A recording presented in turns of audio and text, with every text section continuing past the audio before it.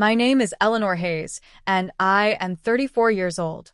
I know most people don't expect a woman my age to be telling a story about betrayal from her own family, but my life has never fit into neat little boxes. I became a mother when I was just 18.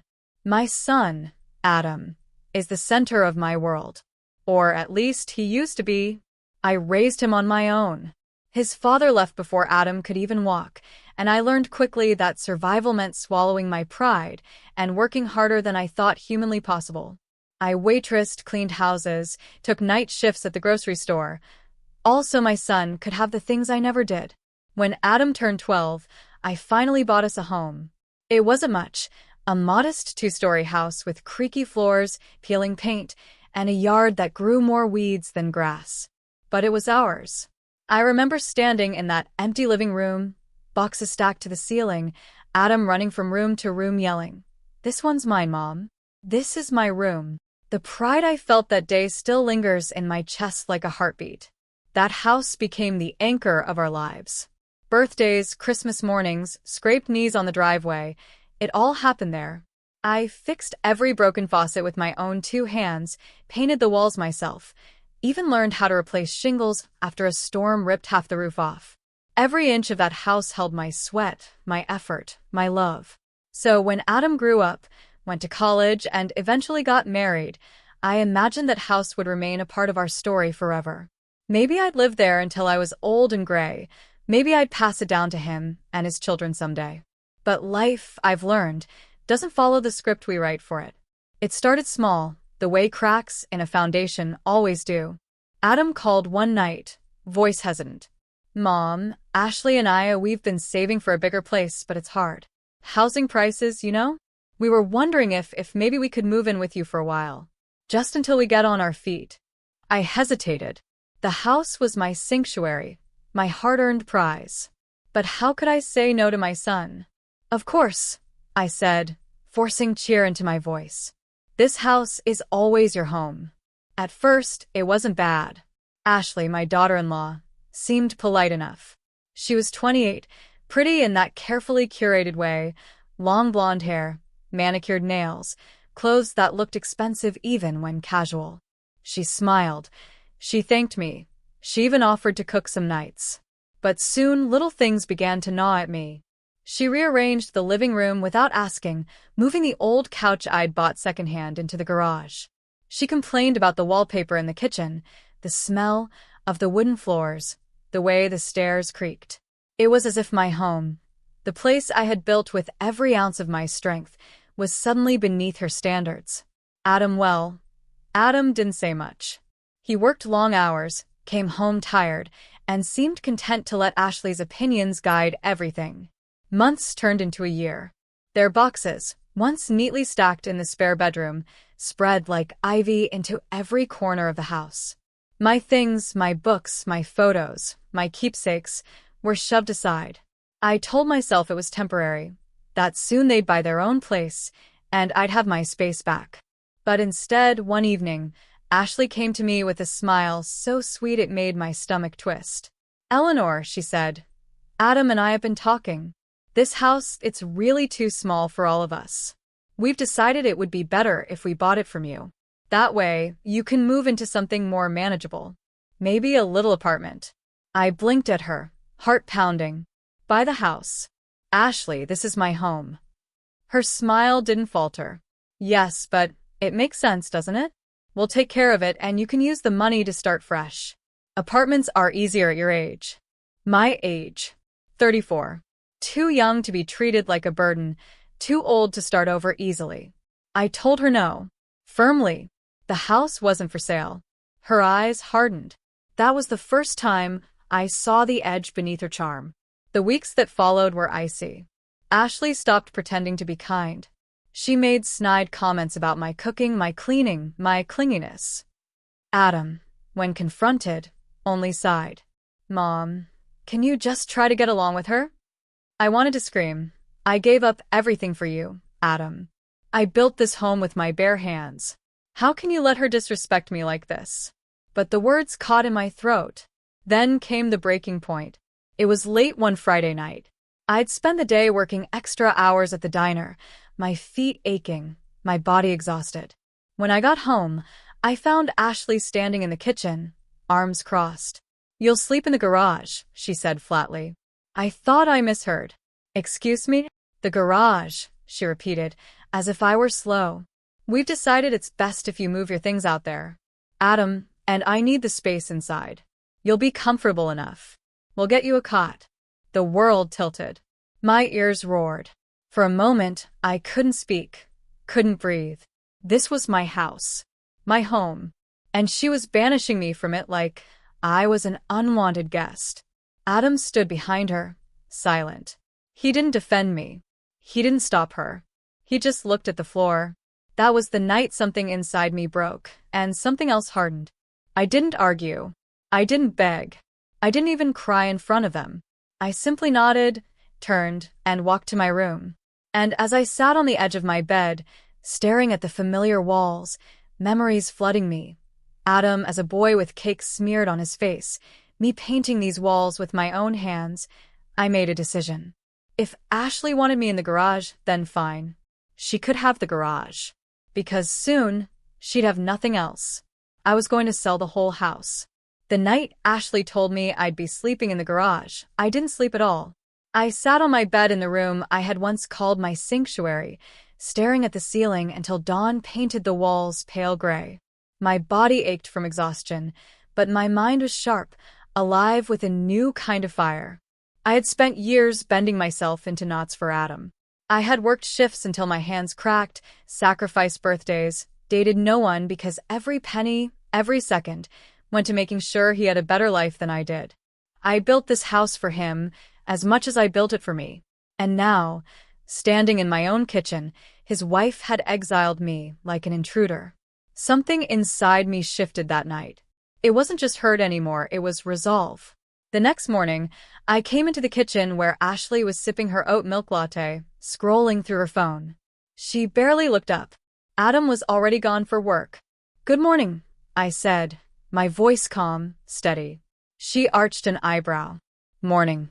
I poured myself coffee, the kind I liked, cheap, bitter, the kind that reminded me of survival.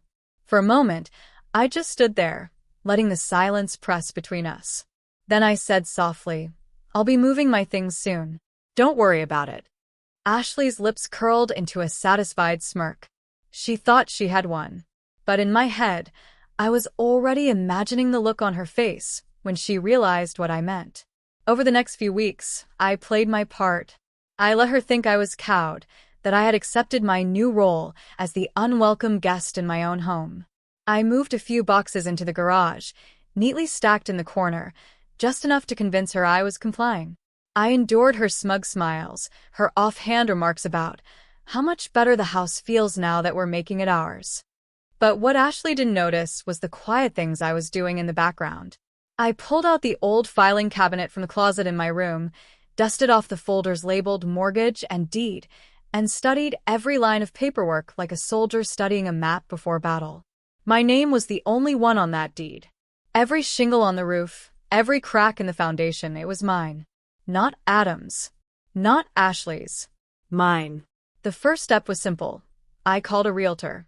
Her name was Marjorie, a brisk woman in her 50s who had sold half the houses in our town. She came by one afternoon when Adam and Ashley were out. We walked through the rooms together, her heels clicking on the hardwood floors Ashley hated. "You've maintained this place well," Marjorie said, nodding approvingly. I laughed, though bitterness edged my voice. "I patched every leak myself. Fixed every broken window. This house has my blood in it." She glanced at me curiously but didn't pry. "If you're serious about selling, we could get a good price. The market's hot right now. Do you want me to run the numbers?" "Yes," I said firmly. "Run them. And keep this quiet." She smiled knowingly. "Of course." That night, Ashley cornered me in the kitchen again. "You should think about getting a space heater for the garage. It gets cold in winter, and Adam doesn't want you getting sick." I stared at her for a long moment, biting back the laugh rising in my throat. "That's very thoughtful," I said. She blinked, caught off guard by my calmness. She didn't know I had just signed paperwork that would make her little empire crumble. But the hardest part wasn't Ashley, it was Adam. He came to me one Sunday afternoon while Ashley was out shopping. He stood in the doorway of my room, shifting awkwardly, hands stuffed in his pockets. "Mom," he said, "I know Ashley can be blunt, but she means well. She just wants us to have space. Don't take it personally." I looked at him, my son, the boy I had once rocked to sleep in this very house. His face was older now, lined with stress, but his eyes still had that softness I remembered.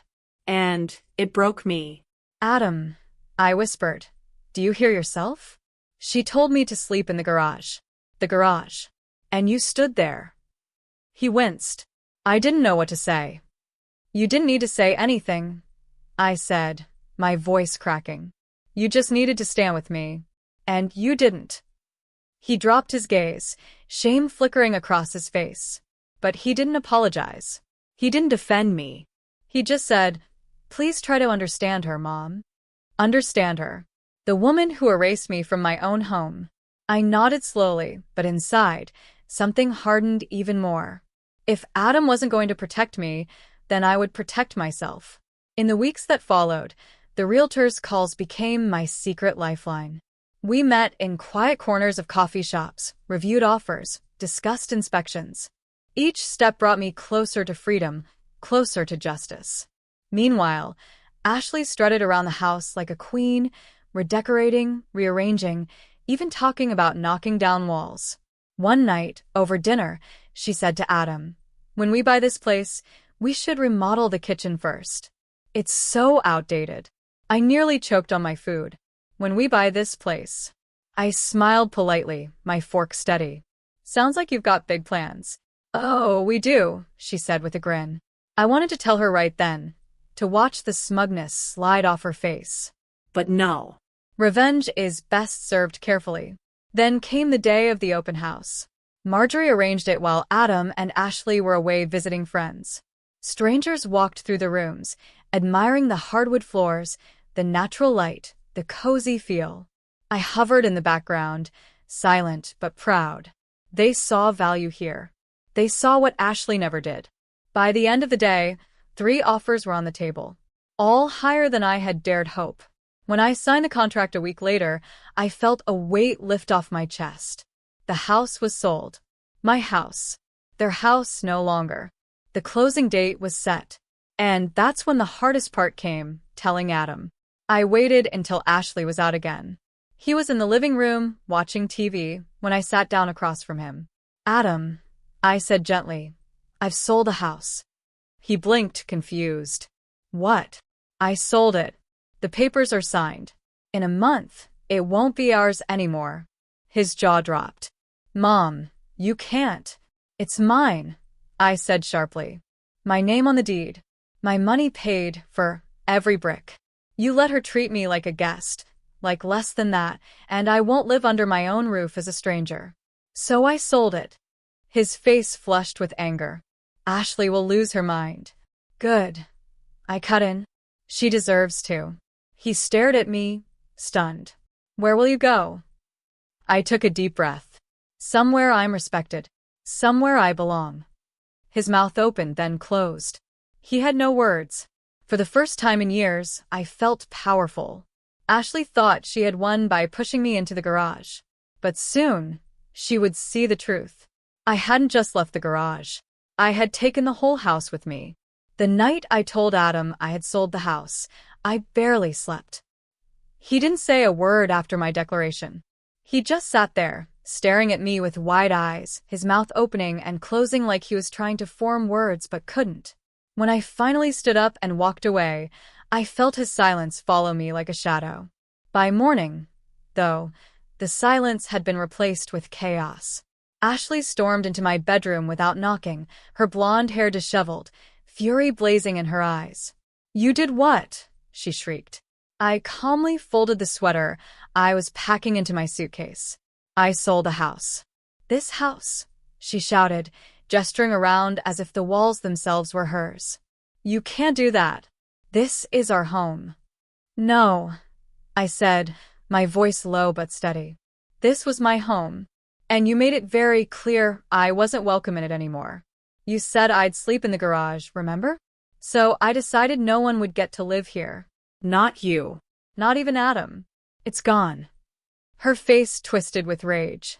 You selfish, bitter woman. Do you know what you've done to us? We had plans, remodeling, starting a family here. I cut her off. You made your plans on a foundation you didn't own. That was your mistake. Her mouth snapped shut, her hands shaking. For once, Ashley didn't have a snide comeback. Adam walked in then, his face pale. Ashley, stop, he said quietly. Mom's right. It's her name on the deed. She can do what she wants. She spun on him, betrayal flashing across her face. You're taking her side?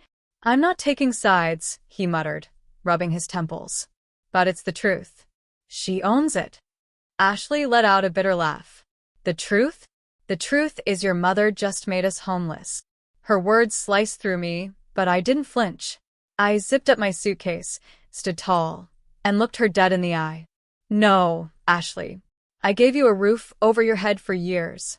You chose to spit on that kindness. Now you get nothing. She stormed out of the room, slamming the door so hard the walls rattled. I sank onto the bed, my heart pounding. For all my calmness, my hands trembled in my lap. I had spent years swallowing my pride, trying to hold this family together, and now I had detonated it in one blow. But instead of regret, I felt free. The weeks that followed were tense beyond words. Ashley barely spoke to me, except to throw venom when Adam wasn't around. Adam oscillated between awkward silence and half-hearted attempts to broker peace. I kept my focus on practical matters, packing, meeting with Marjorie to finalize details, signing papers. The closing day crept closer, and with it, the inevitable confrontation. It came one Saturday morning. Ashley cornered me in the kitchen, her voice low and sharp. Do you really think selling this house hurts me? You're wrong. It hurts Adam. It hurts your own son. I froze, her words hitting deeper than I expected. That was the one place she could wound me, Adam. She smirked when she saw my hesitation. He won't forget this, you know. He'll hate you for taking his childhood home away. He'll never forgive you. For a moment, doubt pierced my armor. Was I destroying the bond one had fought my whole life to protect? But then I remembered standing in that same kitchen weeks earlier, Ashley's voice cold and commanding. You'll sleep in the garage. And Adam, my son, silent beside her. If he hadn't stood with me then, why should I break for him now? I didn't take his home, I said finally, my voice trembling but strong. I took back mine. If Adam hates me for protecting myself, then that's a choice he makes. Not me. Ashley's smirk faltered, and for once, she had nothing else to say. The final blow came on closing day. Marjorie arrived with the buyers, a young couple, excited and nervous, their baby gurgling in a stroller. They walked through the house with wide eyes, marveling at the light, the space, the history. Ashley watched them with open contempt, whispering bitterly to Adam, who looked like he was about to collapse. When the papers were signed, Marjorie shook my hand. Congratulations, Eleanor. It's done. Ashley exploded. Congratulations. You've ruined us. Where are we supposed to go now? I turned to her, my voice calm, almost cold. That's not my problem anymore. Her face went pale, her mouth opening in disbelief. She wasn't used to me drawing lines. She wasn't used to me fighting back. Adam finally spoke then, his voice heavy with defeat. We'll figure it out, Ashley. Let's just go. She glared at me one last time before storming out.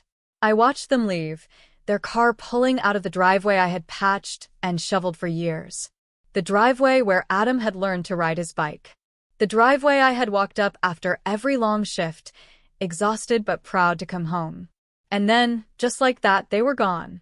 I stood in the empty house for a long time, the echo of silence pressing against my ears. My suitcase was by the door, my future uncertain. But one thing was clear, I wasn't the one sleeping in the garage anymore. The power had shifted. And for the first time in years, I was the one holding the keys. The day after the closing, I woke up in a small rented apartment on the edge of town. The walls were white, bare, almost sterile.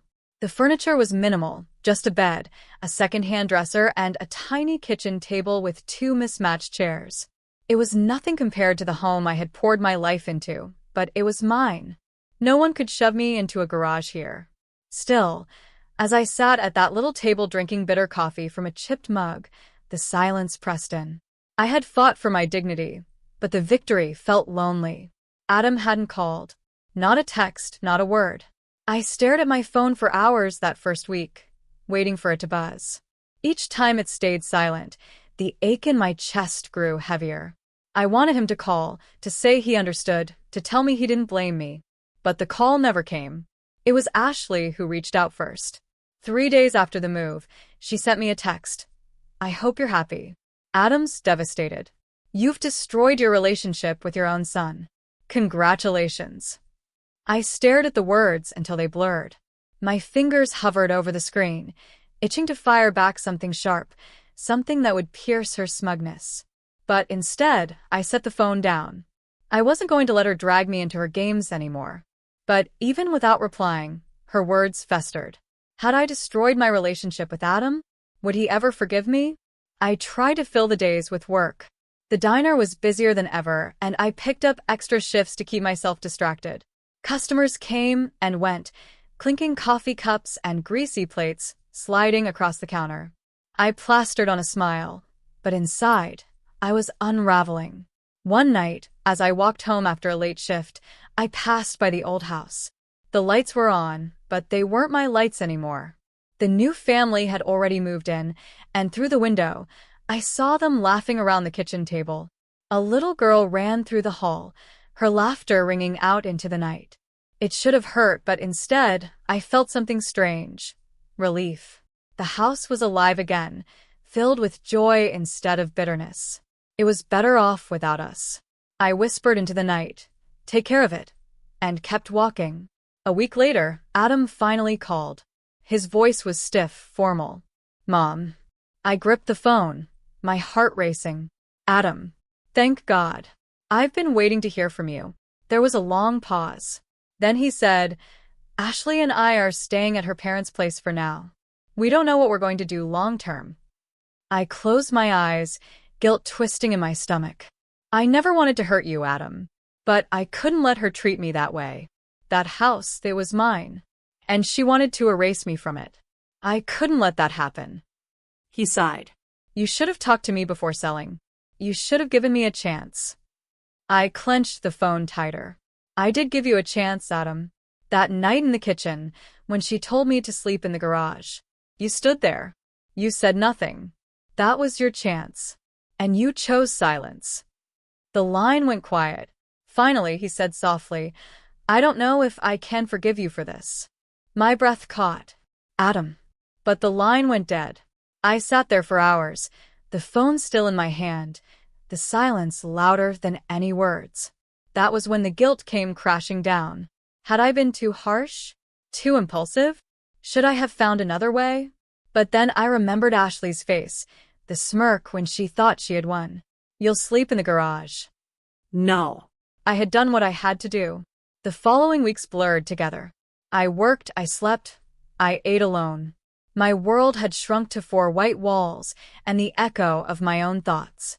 Some nights, I cried until my chest ached. Other nights, I sat in silence, staring at the ceiling, whispering, "I did the right thing. I did the right thing." But the loneliness gnawed at me. One evening, I decided to clear out the last of my boxes. Among them, I found an old photo album, the one I had started when Adam was born. There he was as a baby, his tiny fist gripping my finger. As a boy, grinning with a missing front tooth. As a teenager, awkward and tall, standing in front of the house I had fought so hard for. Tears blurred my eyes. I had done everything for him. And now he was gone from me. But as I turned the pages, something hardened inside me. I realized I had lived my entire adult life through Adam, sacrificing, bending, surviving, always for him. And where had it left me? Alone. Betrayed. Maybe it was time to start living for myself. That thought terrified me. It also thrilled me. So I began to rebuild. I signed up for a cooking class at the community center. I joined a walking group that met in the mornings. I even started saving, quietly, for a small business idea that had been sitting in the back of my mind for years. A food truck, serving the kind of comfort meals I had mastered at the diner. Slowly, my days filled with something new, hope. But still, Adam lingered in the corners of my mind. Every time my phone buzzed, my heart leapt, hoping it was him. Every time I passed the old house, I wondered if he ever drove by too. One night, weeks later, I got another message from Ashley. This time it wasn't venom. It was desperation. We have nowhere to go. Adam blames me. Are you happy now? I stared at the screen, my heart pounding. For the first time, I realized I wasn't angry anymore. I wasn't even satisfied. I was free. Her words no longer had power over me. I deleted the message without replying. Because in the end, it wasn't about revenge anymore. It was about reclaiming myself. By the time the leaves turned gold and crisp outside my little apartment, I had carved out a rhythm for myself. It wasn't the life I had imagined. Lonely evenings, modest meals for one, quiet mornings with no voices echoing down the hall, but it was a life I owned. No one told me where to sleep. No one shoved me aside. For the first time in years, my space was mine alone. I found joy in small things. The Saturday cooking classes became a sanctuary. We gathered in the community center kitchen, strangers bonded by flour-dusted aprons and bubbling pots. I laughed there, really laughed, for the first time since I sold the house. The walking group gave me fresh air and new friends. And late at night, I sketched plans for my food truck idea on the back of diner receipts. Menus of homemade pies, hearty stews, fried chicken with a recipe my grandmother had passed down. But no matter how much I tried to fill my days, Adam haunted me. One evening, after a long shift at the diner, I sat at my tiny table staring at my phone. My thumb hovered over his number. I wanted to call him, to bridge the silence. But fear held me back. Fear that he wouldn't answer, or worse, that he would and I'd hear nothing but blame in his voice. So I stayed silent, until one night he showed up at my door. I opened it to find him standing there, shoulders hunched, eyes tired. He looked older than his 34 years, weighed down by something heavier than time. Adam, I whispered, my heart leaping. Mom, he said softly. We stood there for a long moment, neither moving. Finally, I stepped aside. Come in. He sat at my small table, glancing around at the bare walls, the mismatched furniture. This place is different. I smiled faintly. It's not much, but it's mine. He nodded, his hands fidgeting. Ashley's staying with her parents right now. We're not doing well. A pang of guilt stabbed my chest, but I stayed quiet, waiting. She blames me for losing the house, he continued. Says I didn't fight hard enough. That I should have forced you to sell to us instead of strangers. He looked up, his eyes pained. Did you hate us that much, Mom? The question sliced through me. No, I said firmly, my voice trembling. I didn't hate you, Adam. I loved you more than anything. I still do. But I couldn't let her treat me like I was nothing. That house wasn't just walls and floors. It was my life's work.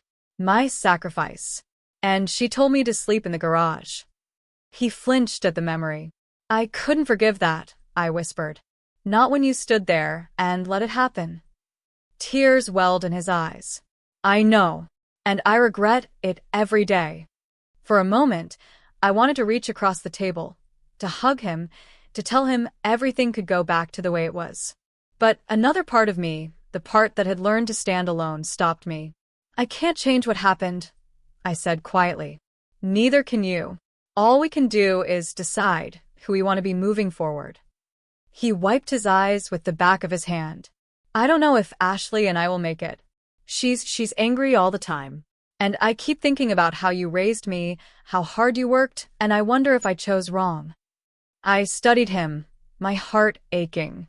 He was still my boy, still the child I had rocked to sleep, but he was also a man who had let his wife strip me of my dignity.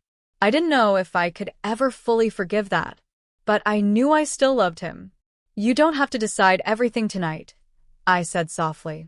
But remember this. You're stronger than you think. Don't let anyone convince you otherwise. We sat in silence after that, the weight of years between us. When he finally left, he hugged me. It was stiff, uncertain, but it was something. I clung to it like a lifeline. Days turned into weeks. Adam visited a few more times, each visit tinged with awkwardness, but also progress. Ashley never came. Her silence was its own message. Meanwhile, I pushed forward with my food truck dream. I met with a bank officer about a small business loan, showed him my sketches and recipes. He raised an eyebrow but smiled. "You've got grit," he said. "I think you can make this work." That night, I sat at my table, loan papers spread out, tears streaming down my face.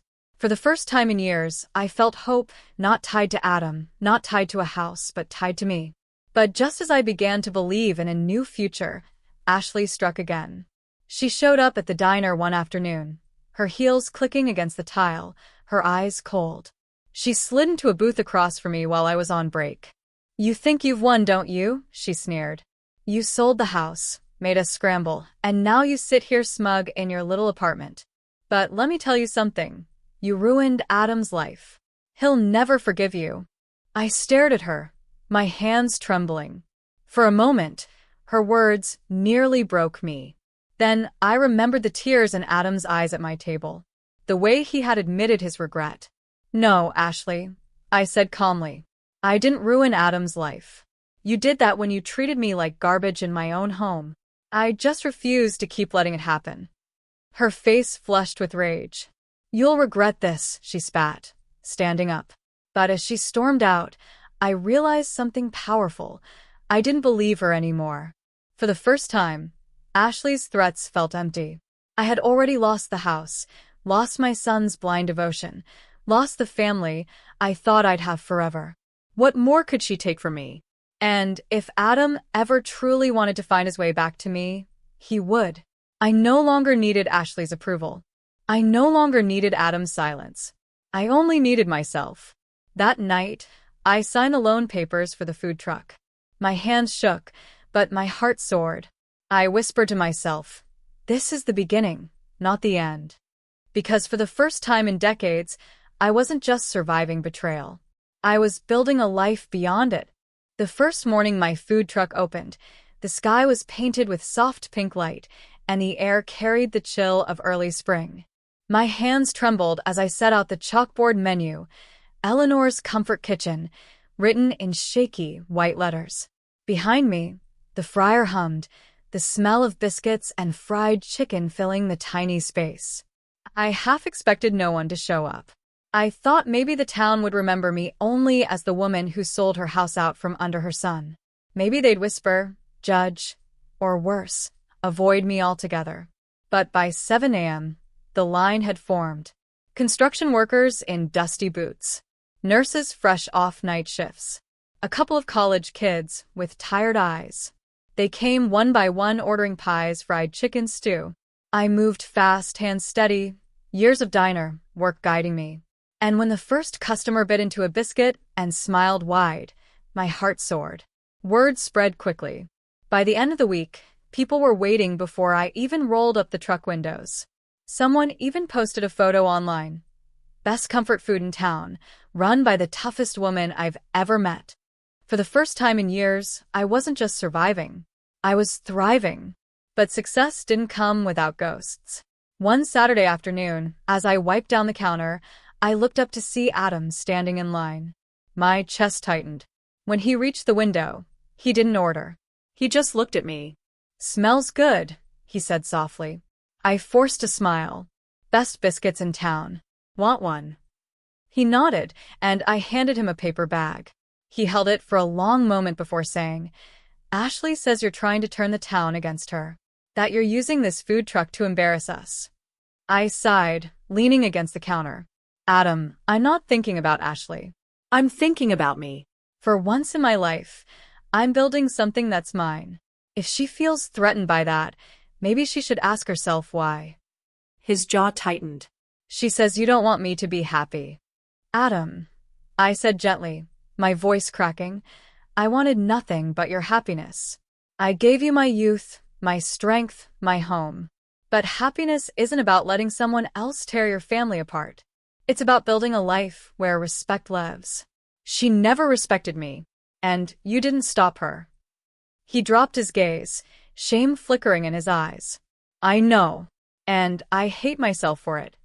For a long moment, neither of us spoke.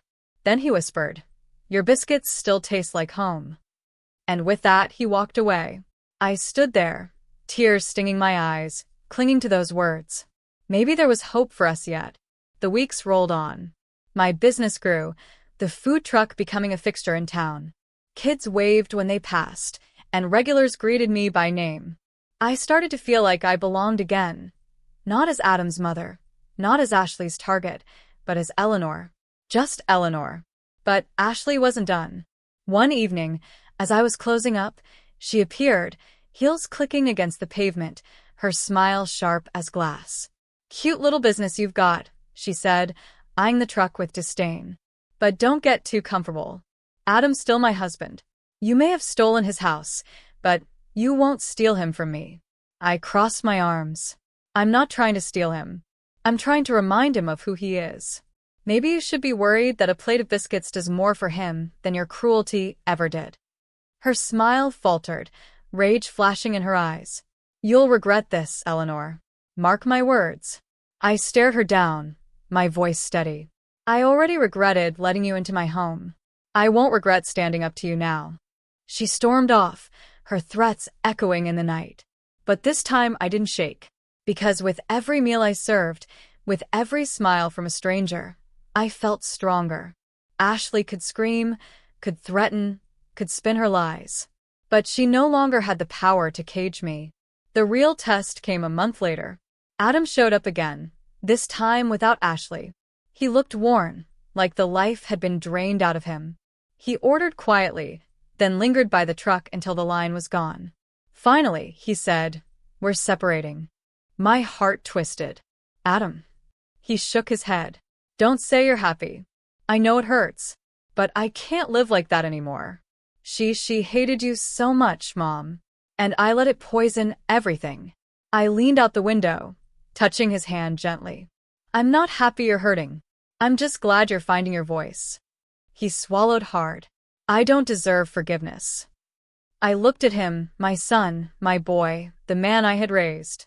"Maybe not yet, but forgiveness isn't about deserving. It's about healing. And I want us to heal, Adam, if you're willing." Tears welled in his eyes as he nodded. For the first time in months, I felt hope. Later that night, after closing the truck, I sat on the curb, staring at the stars. The journey had been brutal. I had lost my home, my son's trust, the life I thought I was building. But in that wreckage, I had found something stronger, myself. Ashley had tried to bury me in the garage. Instead, I had risen higher than I ever imagined. And though Adam and I had a long road ahead, I knew one thing with certainty: I would never let anyone silence me again. Because dignity, once reclaimed, is a fortress no one can tear down. The night Adam told me he and Ashley were separating, I lay awake for hours. My emotions tangled into a storm: relief, sadness, guilt, hope. For years, I had begged for his protection, for his loyalty, only to be met with silence. And now, when the silence had cost us everything, he finally spoke. Part of me wanted to rush to his side, to fold him into my arms and tell him everything would be okay. But another part, the part of me that had finally learned to stand on my own, knew I couldn't rescue him this time. Adam had to walk his own road now, just as I had. The next morning, I unlocked the food truck, the early sun painting the horizon gold. Customers trickled in, familiar faces greeting me with warmth. As I handed out biscuits and steaming bowls of stew, I realized something. This truck, this little dream scribbled on diner receipts, had become more than a business. It was a community. A lifeline. Proof that I could build something out of nothing. And Adam noticed it too. He started stopping by more often, sometimes to eat, sometimes just to sit nearby while I worked. We didn't talk about Ashley, not at first. We just shared small moments, me handing him a biscuit, him helping me carry crates of potatoes, quiet laughter about old memories. The wall between us began to crack. One evening, after the rush died down, he lingered by the truck. "Mom," he said softly, "I don't know how to thank you. Not for the food or the truck, but for reminding me who I was before all this.